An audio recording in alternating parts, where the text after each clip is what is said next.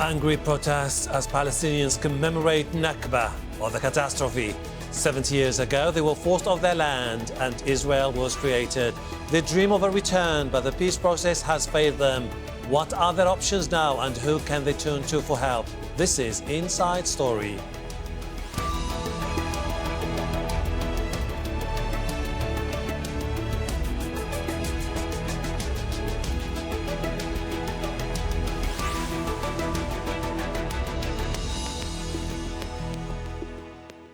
Hello and welcome to the program. I'm Hashem Ahelbarra. It's a day of outrage, protests and funerals in Gaza. On Tuesday, thousands of Palestinians commemorated the Nakba, that's Arabic for catastrophe. On this day, in 1948, more than 700,000 Palestinians were forced from their homes and land when Israel declared itself a state. Shops were closed in the West Bank on Tuesday after Palestinian leaders called for a strike and announced 3 days of mourning for the 61 Palestinians, including an 8-month-old baby killed by Israeli forces. Monday's violence drew international condemnation. Turkey, South Africa and Ireland recalled their ambassadors to Israel. We will get to our guests shortly, but first, let's look at where things stand 70 years after Nakba. Today, there are more than 5 million Palestinian refugees worldwide. Their core demand is the right to return to their homes, but after 7 decades, the issue remains unresolved. In 1978, 11 years after the so-called Six-Day War between Israel and Arab countries, peace talks sponsored by the US at Camp David resulted in Egypt agreeing to recognize Israel. The Madrid Conference in 1991 was designed to encourage other Arab countries to make their own agreements with Israel. And 2 years later, there came the Oslo Accords, a historic signing by the Palestinians and Israelis. Israeli troops were to withdraw from the West Bank and Gaza, and the Palestinians would get a self-governing authority. Fast forward to 2002, when Arab Peace Initiative presented by Saudi Arabia was endorsed. Israel was to withdraw to the lines of 1967. A Palestinian state would be set up in the West Bank and Gaza with East Jerusalem as its capital, and a solution found for the refugee issue. In return, Arab countries would recognize Israel, but peace in the region is more elusive than ever. Let's now get the thoughts of our guests. Joining us in Nablus, Abdul Sattar, Kassem, political analyst and columnist for the Middle East Monitor. In London, Daniel Levy, president of the US Middle East Project and a former Israeli negotiator. And in Kuwait City, Shafeeq Ghabra, author and scholar, as well as professor of political science at the Kuwait University. A warm welcome to you all. Let me start by asking Mr. Abdul Sattar Kassem this. The Palestinians have been commemorating the Nakba event for the last 70 years. But what is significant about this anniversary, the 70th one in particular? Well, this has been different from the years that have elapsed. There are more people participating. The public are very much interested in pointing out the right of return, which has been lost so much in the international organizations. And you have seen that the intensity of the demonstrations in Gaza are very high this year, although the demonstrators did not use any kind of guns or any kind of violence, and they meant it to be peaceful, so the international community would witness how the Israeli army would behave, even at the time of peaceful marches. So it's different this year because it coincides with the American embassy opening in Jerusalem. Okay. And this is viewed by the Palestinians as an act of offense, that the American administration is offending the Palestinians and denying them the right to establish their own state with East Jerusalem as its capital. Okay. So the two events coincide with each other. That's why the Palestinians have been mobilizing their forces. Yes. Mr. Levy, so we're talking here about two events that are happening at the same time in the US, relocating the embassy to Jerusalem and the mass protest movement in Gaza, all at a time when the Palestinians are marking the 70th anniversary of the Nakba. Where does this leave the Middle East? Are we bracing for more violence and instability in the region? Well, of course, those scenes of the simultaneous killings of over 60 Palestinian protesters, marchers, while the dedication ceremony for the US Embassy was taking place, that made for a quite grotesque split screen, didn't it? I think that in the immediate term, there will be the funerals, there may well be more marches, there might then be a lull, but clearly the direction of travel on the Israel-Palestine issue continues to be towards greater denial of Palestinian rights, greater, therefore, likelihood of clashes, of this situation escalating, because the moment we are in, and this was really exemplified by the statements coming out of Washington, by the statements in Jerusalem, the moment we are in is one in which even more restraint seems to have been removed from the Israeli side. We are quite used to a situation where Israel can act with impunity, without accountability. But the last vestiges of restraint seems to have been taken off. And the question therefore becomes, will the Israelis exercise self-restraint? Does the Israeli security establishment understand that this is bad for Israel's own security and national interest? We've not seen that so far. Or will a new kind of restraint and leverage begin to play out? And that could be the expansion of Palestinian unarmed civil disobedience, unarmed protest, which over time, I think, will galvanize regional and international support. We're not there yet, but for that to happen, if I may say, first of all, the Palestinians have to end their own internal political division, which remains debilitating. We will talk in details about the internal divisions, about also the breakdown of the events that have been going on for quite some time. Shafeeq Al-Ghabra, I would like to ask you this question. Extraordinary events now in the Middle East. However, the international reaction and the Arab reaction in particular is muted. How do you explain it? The international reaction is beginning to somehow catch up. There is a call for an independent investigation by the British as well as by Germany. There is condemnations by Amnesty International and similar agencies.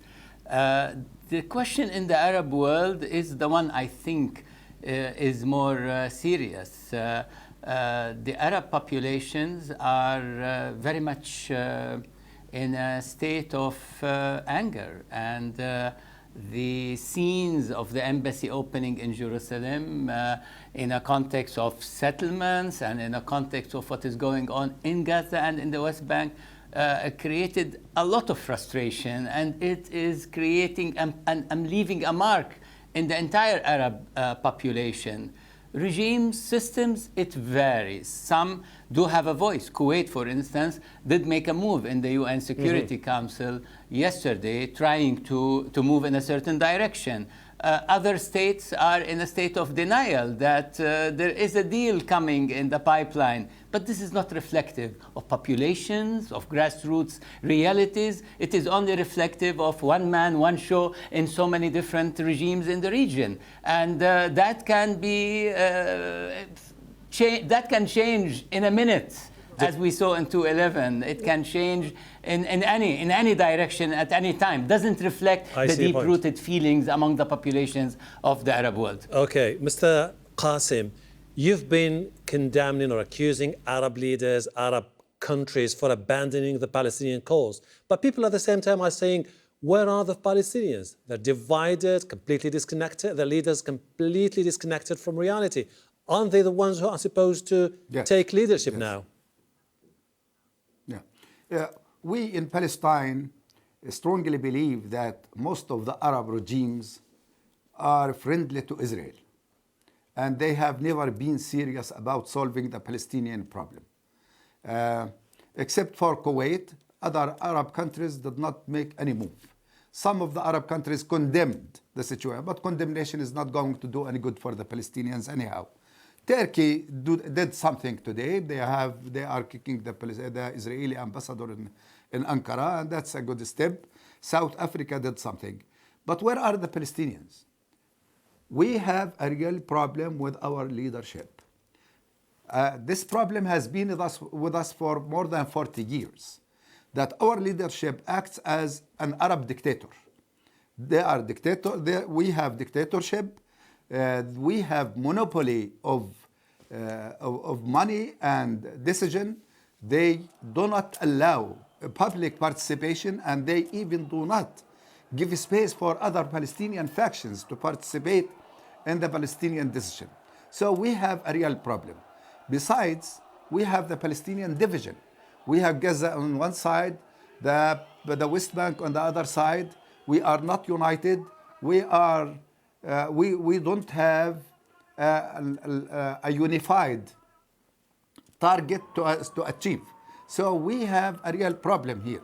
So many nations and so many people say that once the Palestinians unify themselves, then we will be able to help them. But under these circumstances, one would say that he is not going to be a Palestinian more than the Palestinians. So we have a real problem with us. I see your point. Mr. Levy, I would like to ask you this. The moment the Americans decide, you've been a negotiator, the moment the Americans decide to relocate the embassy to Jerusalem, as you know, it includes areas that have been annexed in 1967, not recognized by the international community. What the message are the Americans sending here? And don't you think that this is something which is going to undermine their status as impartial brokers of peace process in the Middle East over the last 5 decades?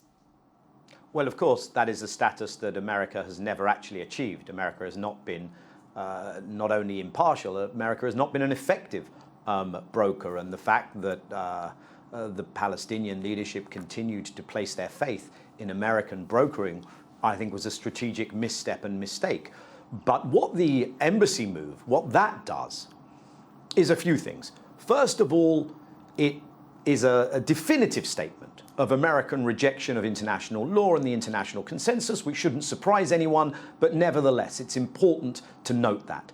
Secondly, what it does is it empowers the most extreme elements who are anyway on the ascendancy in the Israeli political system and governing coalition today. So they are being sent the signal, do your worst, continue to make this conflict ever less resolvable, continue to make Palestinian freedom, rights, dignity even further from reality. It also, of course, sends the signal domestically in America. And I think we have to recognize that the move of the embassy, and you saw the lineup of people from the United States at that ceremony, pastors who are known for their anti-Semitism, by the way, anti-Semites for Israel, I call them, Republicans only, no Democrats from Congress were there. This was a domestic political act by the US administration. The bottom line, though, is that it doesn't at the end matter that Israel has a beautiful relationship with the Trump administration, because Israel at some stage will have to come to terms with the 6.5 million Palestinians whom it controls directly in the West Bank, indirectly in Gaza, or as second-class citizens within Israel itself. So American support only has limited utility at the end of the day. Mr. Al-Ghabra, the dogma has been so far when it comes to the Middle East peace process that if peace is to prevail, there needs to be two things. Israel should recognize the right of the Palestinians to have their own state with East Jerusalem as their own capital, and at the same time the Arabs should recognize Israel as a state. That doesn't seem to be the case anymore. Where does this leave the Arab world? Do they have to rethink the whole dogma that has been going on, which doesn't seem to be now taken into account seriously by the Americans? Well, as you can see from the events, the embassy, the recognition of Jerusalem, Add to that the domestic issue in America, vis-a-vis the evangelicals, vis-a-vis the Vice President Pence, vis-a-vis right-wing in the US and lobbyists, and then this coalition, this relation with the right-wing in Israel that is in particularly the government of Netanyahu, the Prime Minister. All of this, in a way, did kind of destabilize the project of a Palestinian independent state with its capital in East Jerusalem. So what we see now with all the settlements, about 750 settlers between the West Bank and East Jerusalem, the expropriation of land, 60% of the West Bank is in Area C, the persecution, the wall around the West Bank, the siege around Gaza, that is not taking anybody towards a two-state solution. What looks to me is that is the death of the two-state solution. And then what next? I think what's next is an apartheid and the resistance to an apartheid. Okay. An ability of Palestinians to show us the way. There was a question, where are the Palestinians? I think they're discovering their way in a system of apartheid, whether they were second-class citizens in proper Israel or under occupation in the West Bank and Gaza. And this leads me to ask Kassem this again, which is basically, you've heard what Mr. Levy and Mr. Ghabra was basically saying. Mr. Kassem, this is a shifting world, shifting alliances, new realities on the ground. Is this time for the Palestinians to change focus, strategy, think about new alternatives and new allies instead of continuing the old narrative of complaining about people not helping us? Exactly, sir. In reality, there isn't any space so far for a Palestinian state. So we have to look for another path. The other thing, what is this path in particular? that there hasn't been any peace process. There has been an aimless negotiations process. Aimless negotiations process, and the United States has been part of the conflict. It has never been an honest broker. And it was a kind of condemnation for the Palestinian leadership to trust the United States in the first place, because the United States has been involved in supporting the Zionist organization and Israel since the 19th century. So the United States has never been impartial, has never been but the most important issue for us is the return of the refugees. You cannot establish a state without the people. We should have the people back first, then establish a state, if we are to stick with the definition of a state. So first we have to deal with this problem. And why the Palestinians in Gaza are demonstrating? Because there have been attempts by the Arabs and the Americans to go around the major and the crux of the Palestinian problem, which is the refugees. We have millions of Palestinians who are refugees. They are not allowed to go back. All refugees on earth have the right to go back to their house, to their houses and their property, except for the Palestinians. Okay. Why? All right. Why all international laws or all international legitimacy talks about the return of the refugees? Why not the Palestinians do not return? Why not the Palestinians? Mr. Levy, I mean, as a negotiator in the past, you know that these were the two key issues: the right of the Palestinians to return to their own ancestral lands, and also East Jerusalem as the capital of the Palestinian state. When you look or you see the developments on the ground with the rise of the populist and the right in the US, in Israel, do you think that these two issues in particular are going to be abandoned for something which looks like an uncharted territory in the Middle East? Well, Hashem, I think there is a determined effort by the Israeli and American leaderships, perhaps with the cooperation of some in the region itself, to pull apart the constituent elements of the conflict and of Palestinian aspirations. And we've seen the move against UNRWA, the agency that deals with Palestinian refugees, the defunding. We've seen what's happened on Jerusalem. So I think there's an attempt to try and undermine all those issues. I doubt that attempt will be successful. What you've had is an effort by the Israeli Prime Minister to say, this isn't about 67. It's not about the things that when I was negotiating, yes, refugees were of course on the agenda. But when we showed an understanding of the Nakba, of the Palestinian history and narrative, the practical position on two states would be a return to the Palestinian state, not to Israel itself. I don't know whether Palestinians would have ultimately accepted that. But as soon as the Israeli Prime Minister says, let's talk about 48, let's talk about you accepting the Jewish state, understandably and almost inevitably, the Palestinian response is, okay, let's talk about 48. We're not going to accept the legitimacy of expulsion and dispossession. Let's talk about the refugees and the return. And that's why, one of the reasons why, the marches have been marches of return. But then, Mr. Ghabra, the metrics seem to be changing now with all these talks about the so-called ultimate deal or the deal of the century. We know nothing about it, just few leaks saying that possibly this is going to be East Jerusalem to Palestinians give up on their dreams for East Jerusalem in exchange for Abu Dis, refugees. There's absolutely no way they can go back home. It seems to be a totally different political reality that the Palestinians and the Arabs have to deal with.